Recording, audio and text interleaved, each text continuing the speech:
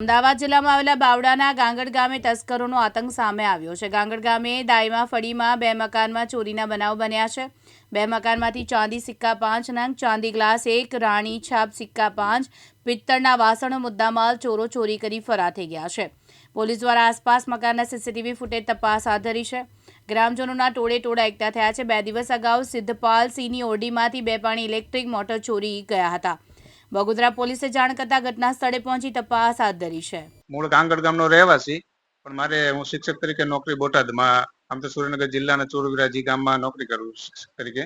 અને દિવાળી ઉપર હું આવ્યો હતો વેકેશનમાં. પછી હમણાં 4 તારીખે હું જ્યાં વતનમાં ગયો, એટલે આજે લગભગ 1 વાગે મને ફોન આવ્યો કે તમારા ઘરમાં તાળાને બધું ખોલીને કઈ બધી વસ્તુ બધી થઈ છે. ફળી પરમાર ફળી ગઈ રાત્રે અમારા બંધ મકાનની અંદર તસ્કરો તાળા તોડીને પિત્તળના વાસણો ને એવું બધું ચોરી ગયા છે.